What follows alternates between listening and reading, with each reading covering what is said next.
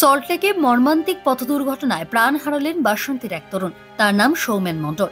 তিনি দক্ষিণ চব্বিশ পরগনার বাসন্তী ব্লকের নফরগঞ্জ গ্রাম পঞ্চায়েতের হিরণময়পুর গ্রামের বাসিন্দা। তিনি ফুড ডেলিভারি কোম্পানির কর্মী ছিলেন। দুর্ঘটনার খবর পৌঁছতেই শোকের ছায়া নেমে আসে গ্রামে। তার খুব দরিদ্র পরিবার, তার ঘর বাড়িগুলো দেখুন, দেখলে মানুষ তার পাশে যদি কেউ আসতে পারে, তার পরিবারটার পাশে। সৌমেনের বাবা তাপস মণ্ডল ভিন রাজ্যে পরিযায়ী শ্রমিকের কাজ করেন। সংসারের হাল ধরতেই ডেলিভারি বয়ের চাকরি নিয়েছিলেন সৌমেন। তার মৃত্যুতে পরিবারের লোক বলছেন, মাকে বললো, মা আমি বাড়ি যাব, তা 12 তারিখে যাব। তারা বলছে, মা বলছে 12 তারিখ হয়ে গেল, তুই তো আসলি না। তা বলছে, মা 13 তারিখে যাব।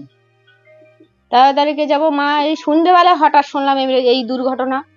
ফোনে দেখছি যে পুলিশ পাবলিককে উদ্ধার করে, যার এই দুর্ঘটনাটা করছে তাকে আগে বাঁচানো থেকে তারা তো করছে ভিডিও।